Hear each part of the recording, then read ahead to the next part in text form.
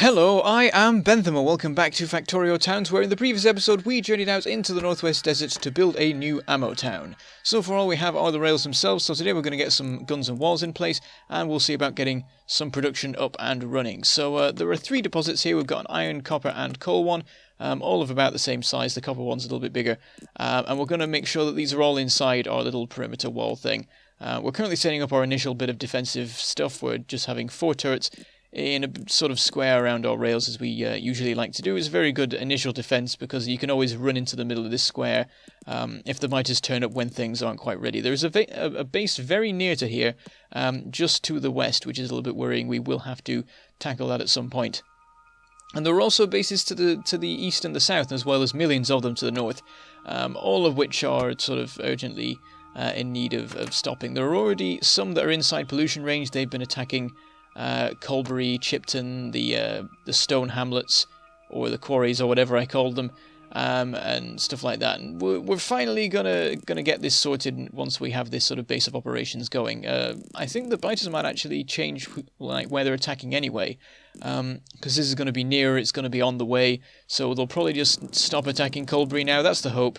And those are like the two directions Colbury was being attacked from. From the south there was the big base, we've now dealt with that, and from the north it was some smaller ones, but ones that kept springing up again and being annoying. And now we've got this big thing in the middle of the desert to help deal with that. So anyway, last time we were in this area there were a couple of biter bases and we dealt with them and put some defences in. So there are actually a couple of turrets around the place that will help with the defences, and so I'm a little bit more confident about building a bit of production here. We're going to get some initial ammo production going because we're already quite short. We used up a lot of our ammo dealing with the big biter base in the southeast, and we've still not sort of fully resupplied from that. I think the supply back in the main base is alright actually, but we're not over there. And it's still a bit of a trek to get back there. I mean, we could try taking the train, but for now I'm just going to see what I can produce here, because the point of this thing is to produce armor-piercing ammo anyway, so we might as well get a bit of production up and running. And I can also do a quick sort of test run of the ratios. As it turns out, the ratios are lovely. All you need is one steel, one furnace and producing steel, one producing copper, and then one producing iron to feed the steel. The iron will perfectly match the steel. Well, the production rate of the iron from one furnace will perfectly match the consumption rate of iron for the steel furnace, and then the consumption rate of the I'm not sure about the rate of consumption of the assemblers, but basically the supply of copper and steel is perfectly balanced so that they're supplied in exactly the right ratio to make ammo. So we just need an equal number of furnaces, and we could even have them running straight into assemblers. So I do need to check how the assemblers go. I think it might be that you need multiple furnaces to feed one assembler if you want it to be running non-stop. So we'll probably make a sort of larger array later on of furnaces, and then get them running into a group of assemblers. But it's nice that the numbers work out so nicely. So we've got the basics of our wall now. We've put it in the I think we put it in the south. We've also put it in most of the north and the west, because that's sort of where the danger comes from. And now all we're doing is I say waiting for there to be more walls, but I need to actually craft them myself. We've got some stone bricks in the tank, as well as not the tank, in the car, as well as some more in my inventory. So we'll get those being crafted. But I'm also sort of sorting out the initial defenses. We're putting in the wall of guns in the west. This is quite urgent because there is a biter base that you can actually see from here, which is never good. Already the pollution is extending to that base just because we've set up a couple of furnaces and miners. It's mainly the miners. The miners produce like 10 times as much pollution as the furnaces do, I think. So that's not very good.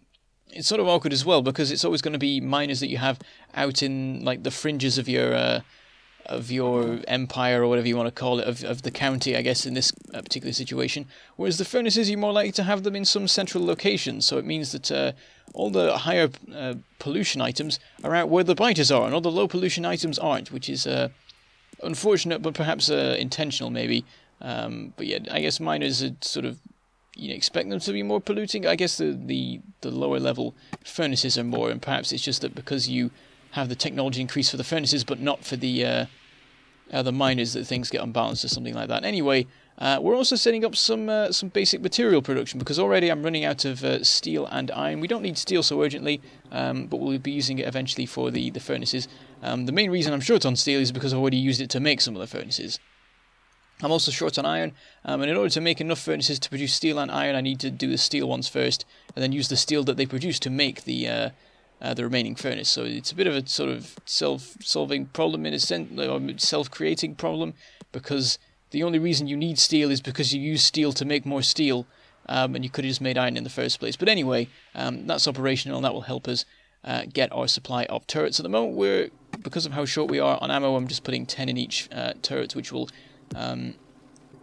it'll be okay for now, and we'll try as soon as possible to get it up to my standard 25, or just get a ammo delivery system. I mean, there's supposed to be ammo being produced in this town, so we can probably just have belts running along that supply them, and then we don't need to have 25 in each turret. There'll just be 5 or 10 or something, and it'll get resupplied as needed. That should work pretty well. But anyway, in the last episode, I asked you for names for the town, and you replied. I believe there were 79 name suggestions. That sounds about right. And it was very difficult to narrow down. But anyway, while I'm setting up all these various turrets and all the ammo and such, let's run through the list. So, we start with a couple of long ones. We've got the Ammo Kingdom of the 47th Parallel North, also known as AK-47. The Awesome Metallic Microseismic Ordnance, I guess there's not a "the" there, which stands for ammo. The Automatic American Manufacturing Outpost, also standing for ammo. And then we have Smith upon Wesson, Amorica, Ammo Town, Stenton, Brenton, Vickersville, Lee upon Enfield, Gatlinburg, Area 51, Sector 13, Liberty Prime, Bullytown, Bulletin, Ammo Nation, Piercington, Munitions Fabric, Shelton, Cornwall, Waste Mawr. I don't know how to pronounce that. That seems to be a Welsh thing, Waste Mawr. It's M-A-W-R, Mawr. I have no idea.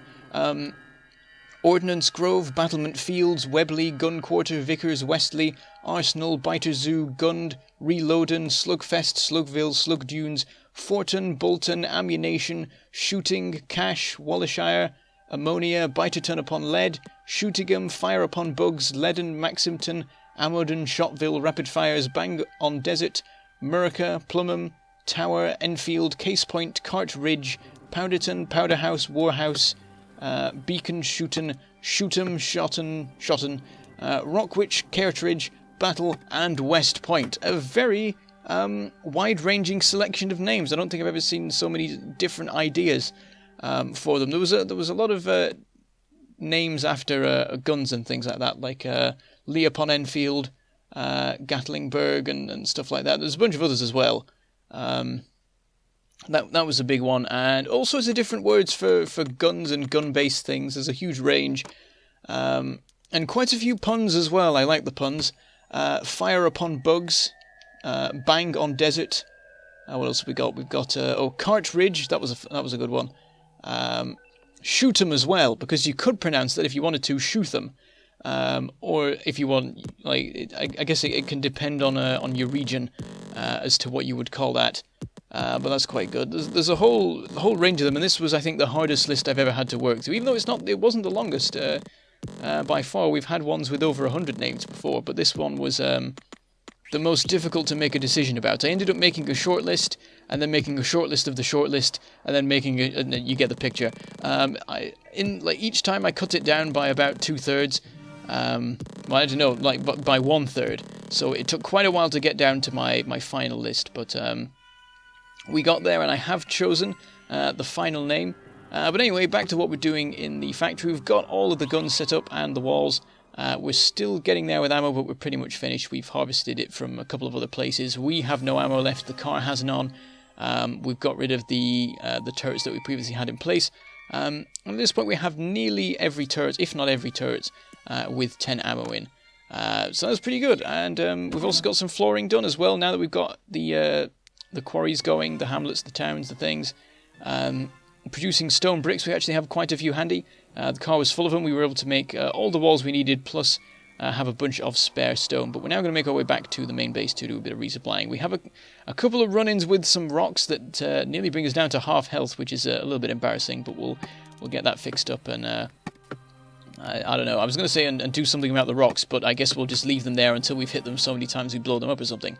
But anyway, back in the main base, we resupply on ammo because we need plenty for the guns, and then we get rid of the ammo production. We don't need it anymore. We already have some ammo being produced in the new ammo town. It's not permanent yet. It's just sort of a little setup to supply the guns that we have there. But that's good enough for me. We can get rid of the ammo production down here. We'll get a proper system going up in the ammo town and get it being supplied to other places. And we'll probably have a train that goes from that town to all the other towns and just tops them all up on ammo, and then the ammo can be fed to the various guns. And it should mean that the defense systems are basically self-operating, or whatever you want to call it. So they're just sustained.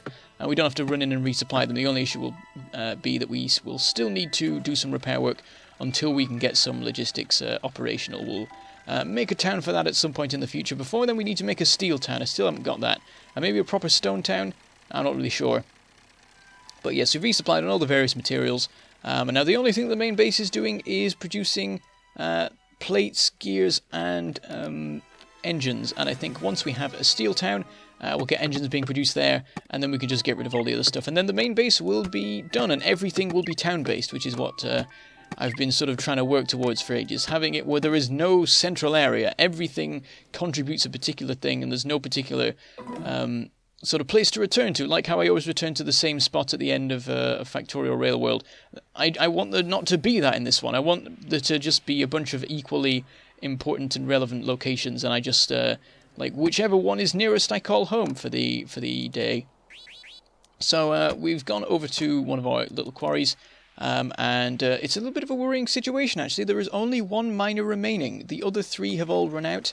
And we've taken all the stone. We've got plenty of it now. We've got like 30 stacks or something, probably more than that. So that'll keep us going for a while, but we're burning through it a lot quicker than I was hoping for. We've still not got back to doing a lot of proper flooring. We've only done a little bit in the new town and not really made much progress with that. So we'll have to see what we can do. It's probably going to be a case of journeying out and trying to find more stone places, maybe setting up a more permanent base. I want to find a big stone deposit next to an iron deposit and then do something with that. But yes, anyway, we are now attacking one of the biter bases. This is one to the south of the ammo town. It's been launching attacks at the quarry and causing it a little bit of damage. Slightly worrying. If I'd left it for a while, it could have become a bit of a problem. So we'll get rid of it. There's only a couple of spawners, so it's pretty easy to deal with. Though we do nearly blow up the tank ramming the worms. I misjudged slightly how much damage I would take from that, but we came out of it okay. But I should have been more careful, considering that if the tank had been blown up, I would have lost the 30 stacks of stone and been in a much more urgent situation in terms of getting a stone supply, because we do still need it for walls and everything. But yes, we will make our way up to the ammo town, try to dodge trees as much as possible, because we really need those for all the pollution that's floating across the desert already. It's reaching various biter bases around this new town and engulfing a couple of them. And there's only 4 miners running and a few furnaces. It's really not good. And I think efficiency modules will have to be implemented at some point. We'll have to build, though, a town for those, so it might be a while before we actually manage to get that sorted. And in the meantime, we'll have quite a bit of issue with the biters, I imagine. I'm still on the lookout for behemoths. I think it's only a matter of time at this point, considering just how many big biters there are everywhere. So anyway, we're finally going to deal with this base over here. We've blown this one up before, but it got rebuilt. And this is the one that keeps causing the north of Colbury a load of trouble. And like breaking all the turrets. So I think at this point, once we've blown this one up, Colbury will be completely safe. We dealt with the big base in the southeast that was sending biters up. And this is the only one that's attacking Colbury from the north. So once this is done, Colbury should be completely safe, though it's quite possible that the biters here were already going to be going for the new ammo town anyway, because I think it is nearer.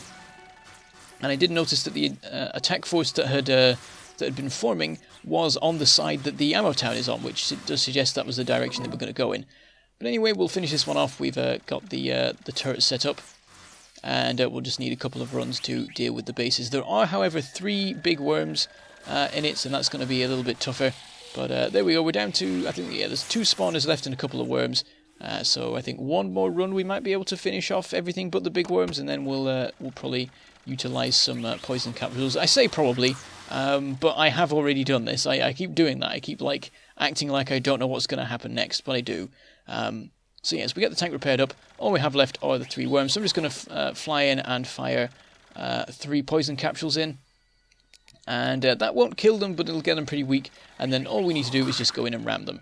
However, once again, I misjudged just how much damage that would deal, and it very nearly killed me. I know that you can ram 2 safely, And I thought that with them being so damaged, ramming 3 would be okay, but it was still quite painful for the tank. But we have plenty of repair packs anyway, and we got out of it fine. As long as we just like attack them last, it's generally okay. Or we can try just giving them more poison capsules so that we don't have to deal with shooting them at all. So anyway, we're back in the ammo town now. We're just outside of it actually. We've got a couple of copper deposits that I decided not to put inside the perimeter wall because it was quite a large extension for just a couple of deposits. It didn't really seem worth it, but I'm going to try mining them.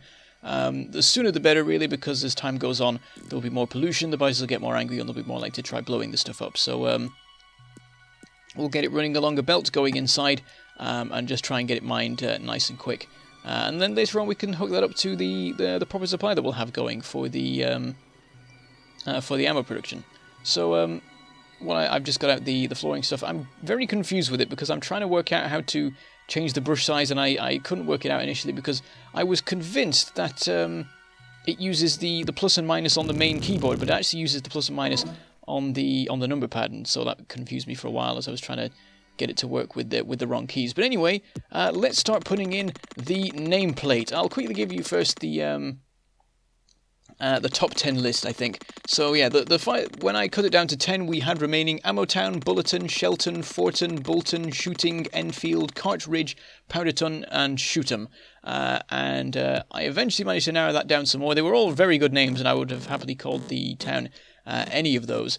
Even the pun one, the Cartridge, I would have gone for that, or even Shootham. They were quite cool. But in the end, I decided to call it Forton, or Tildeton, or Tilde Orton, because I ran out of what do you call it? I ran out of concrete there to finish the name off. But we grab a bit more from the platform, finish it off. I also check how I do my Fs because I can't remember. But we've got one over in Frackham that we can use for reference. But yes, I called it Forton. I think that's quite suiting to it, because at the end of the day it's going to be pretty much like under attack constantly, I'm imagining. I think at this point I may stop dealing with biter baiters. I think I might just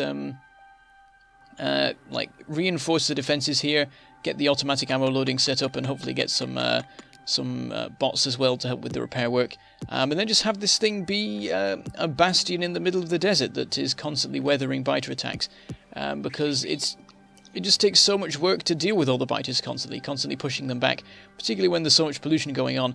And we can probably just defend against them, really. The way the lakes are working out, we can just have like a fort in 4 different points, have a couple of walls extending out probably to make sure we've got a sort of proper defensive system in place. And then those 4 forts can just deal with the biter attacks. The only issue then will be when we want to actually expand out our towns a little bit more, but we'll cross that bridge when we come to it. At the moment we only have the 1 fort in place anyway, but that is what it's going to be. It's going to be a fort. We're probably going to have double thick walls and quite high density turrets and things like that. It's going to be all about defense and supplying defensive materials to the rest of the towns.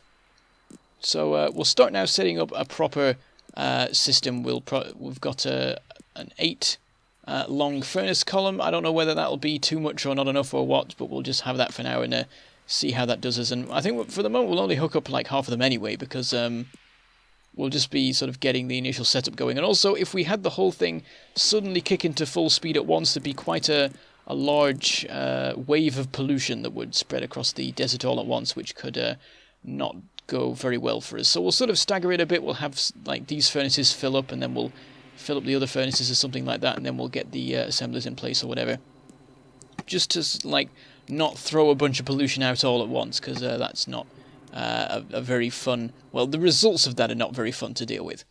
So yeah, I'm having the furnaces making the iron go straight into the steel ones, because we don't need any iron. There's nothing at the moment that we're making that will use iron.